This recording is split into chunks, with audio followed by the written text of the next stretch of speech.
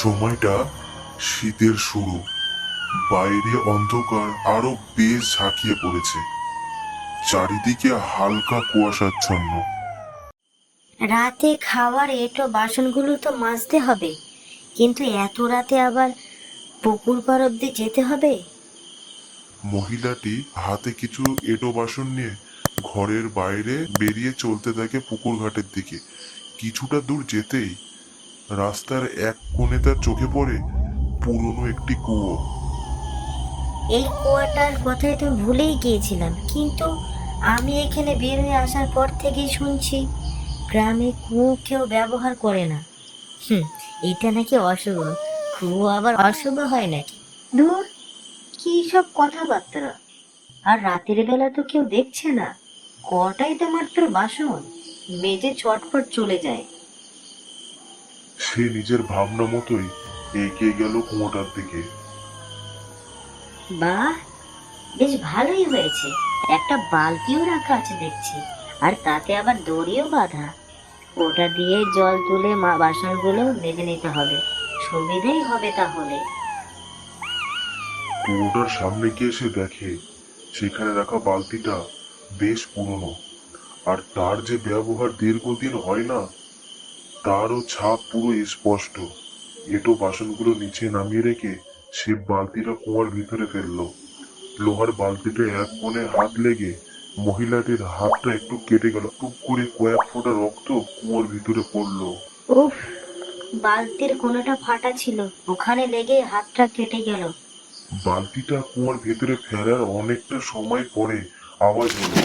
কুয়োটা অনেক গভীর মনে হচ্ছে। বালতিটা অনেকটা পরে কুয়োর জলে গিয়ে পড়লো। মহিলাটি অন্ধকারে দেখতে পারলো না ঠিকই, কিন্তু ওর ভেতরের জলটা ধীরে ধীরে লাল হতে থাকে, ঠিক যেন রক্তের মতো। হুম, বালতিটা ভরে গেছে। এবারে ওপরে টেনে আনি ওটা। কিছু সময় পর জল ভর্তি বালতিটা উপরে উঠে আসে। বালতিটা নিচে রাখতেই মহিলাটির শরীরটা কিছু মুহূর্তের জন্য শিউরে ওঠে। রাতের অন্ধকারে গাঢ়টা বেশি হওয়ায় যেন আরো বেশি করেই সে দেখতে পেল কুয়ো থেকে তোলা জলটা লাল, ঠিক রক্তের মতো। ভয়ে কয়েক পা পিছিয়ে গেল সে, কিন্তু সেই বালতির জলটা কয়েক মুহূর্তের মধ্যেই আবার টলটলে পরিষ্কার জল হয়ে গেল। উফ, বাবারে, বাবা, ভীষণ ভয় পেয়ে গিয়েছিলাম। চোখে এতটা ভুল দেখলাম, চশমা পড়তে হবে মনে হচ্ছে। সে বলে নিচে একবার হেসে নেমে সে বালতির জল দিয়ে এঁটো বাসনগুলো মাজতে শুরু করে। কিছুক্ষণ পর মহিলাটির দেখার অলক্ষ্যেই কুয়োর কালো গভীর অন্ধকার থেকে উঠে আসতে থাকে একটা গোঙানির আওয়াজ। আওয়াজটি মহিলাটির কানে বাজতে থাকে।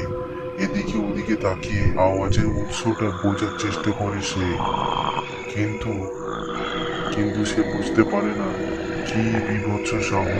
তেমনই আওয়াজটা যেন তার সামনে আরো সামনে আসছে। মহিলাটির এবার বেশ ভয় লাগতে শুরু করে। তাড়াতাড়ি বাসনগুলো জল দিয়ে ধুতে থাকে সে, আর তারই সাথে অন্ধকারে এপাশে ওপাশে তাকাতে থাকে। কে কে কে কে আওয়াজ করছো? আমি এসব ভয় পাইনি, কিন্তু ভালো কথা বলছি, এখান থেকে চলে যাও, চলে যাও বলছি। ঠিক এমন সময় কুয়োর ভেতর থেকে দুটো হাত আর একটা মাথা বেরিয়ে আসে। কিন্তু সত্যি সত্যি অনেকটাই দেরি হয়ে গেছিল। মহিলাটি উঠে পালাতে যাচ্ছিল, তবে তা ব্যর্থ চেষ্টা হলো, কারণ কুয়োর সেই অধিবাসী মহিলাটির গলাটা ততক্ষণে চেপে ধরেছিল। আমাকে ছেড়ে দিন, আমাকে ছেড়ে দিন, ছেড়ে দিন আমাকে। সে যাকে কথাগুলো বলছে তার মধ্যে বিন্দুমাত্র কোনো মায়া নেই। তার ভিতরে আছে শুধু হিংসা আর ক্ষুধা, রক্তের ক্ষুধা। কয়েক মুহূর্তের মধ্যেই মহিলাটিকে সেই অন্ধকার কুয়োর বাসিন্দা টেনে নিয়ে গেল অতল গভীরে। গ্রামের মহিলাটি তখনও বাঁচাও, বাঁচাও করে চিৎকার করে চলেছে, কিন্তু তার চিৎকার সেই গ্রামের ভেতরে কোনো জায়গাতেই পৌঁছালো না। বাঁচাও, বাঁচাও, বাঁচাও আমাকে, কে কোথায় আছো, আমাকে বাঁচাও, বাঁচাও, বাঁচাও, বাঁচাও আমাকে। গ্রামের মহিলাটি তখনও বাঁচার জন্য চিৎকার করে চলেছে, কিন্তু তার চিৎকার গ্রামে কারোর কান অব্দি পৌঁছালো না। আর পৌঁছালেও হয়তো এই গ্রামে লোক এইদিকে কেউ আসতো না। ধীরে ধীরে তার চিৎকার মিলিয়ে যেতে যেতে একদম শান্ত হয়ে যায়।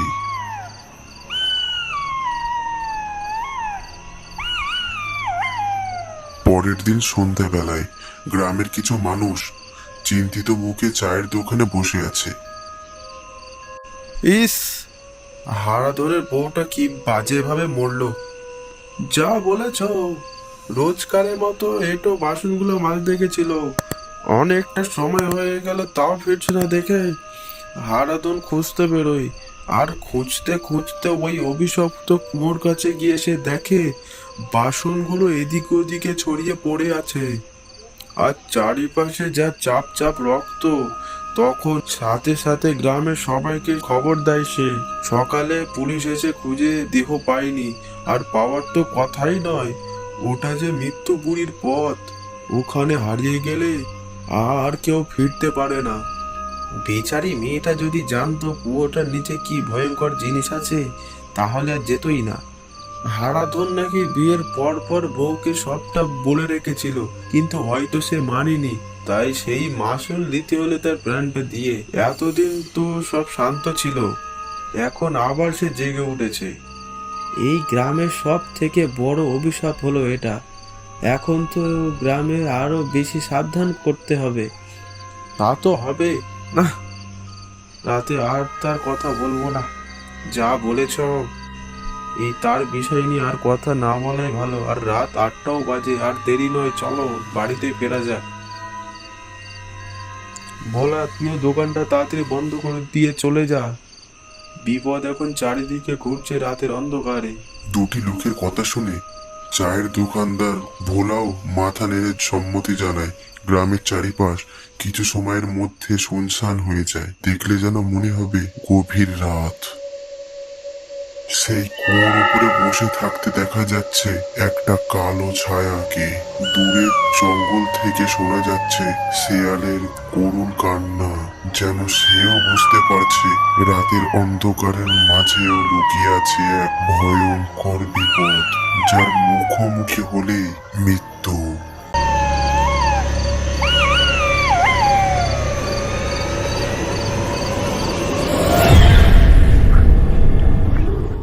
সেই গ্রামে রোহিত একদিন তার মামার মেয়ের বিয়ের জন্য অফিস থেকে ছুটি নিয়ে এসেছিল তার মামার বাড়িতে ঘুরতে।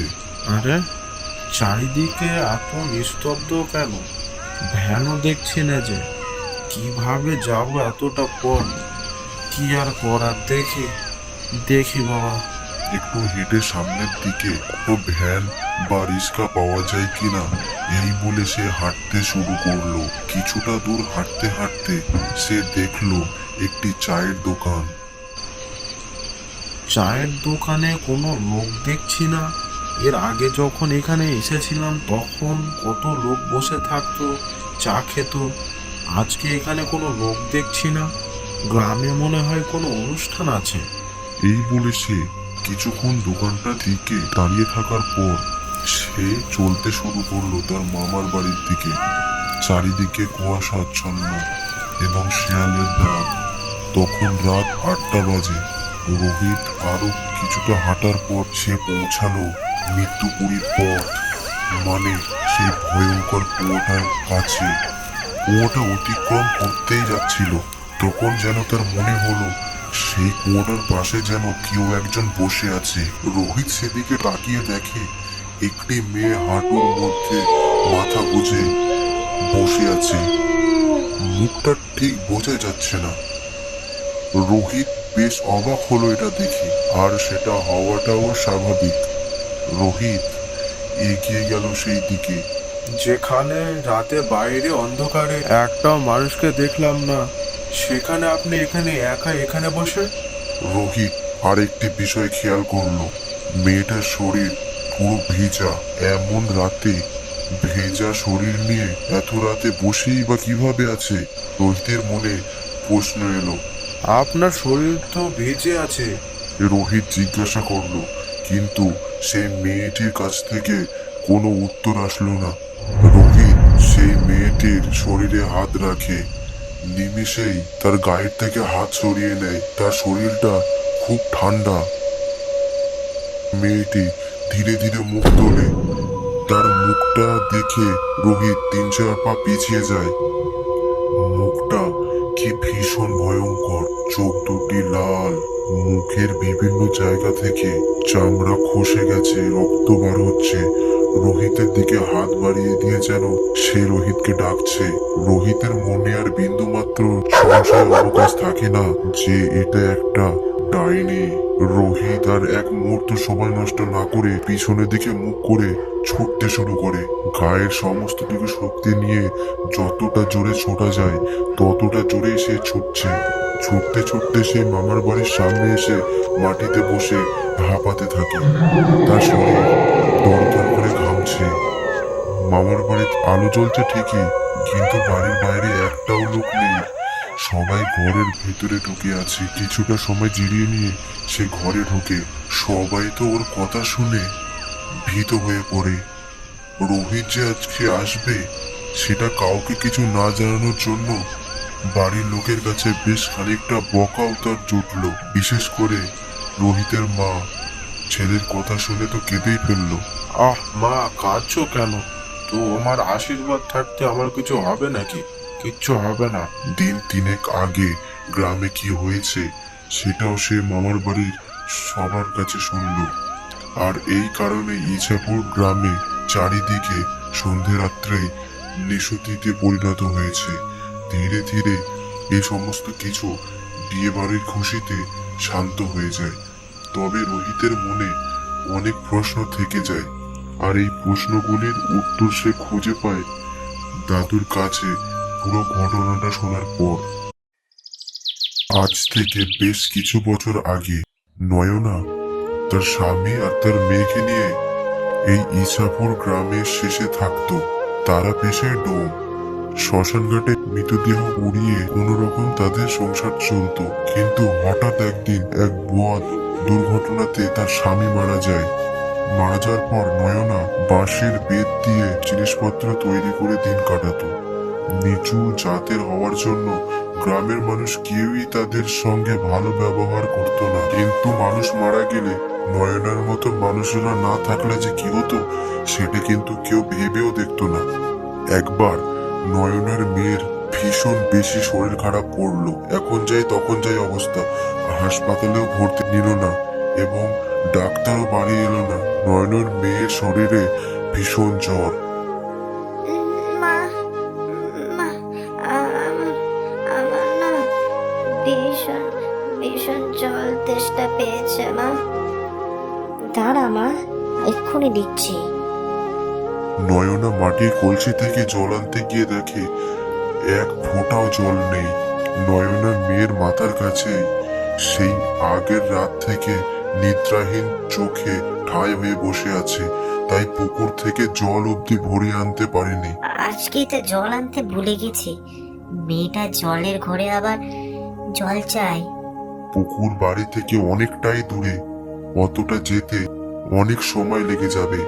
তাই সে ঠিক করে গ্রামের কুয়ো থেকে জল ভরে আনবে। সেই মতোই সে কলসি নিয়ে কুয়োর কাছে যায়। কুয়োর কাছে গিয়ে দেখে ওখানে কেউ নেই।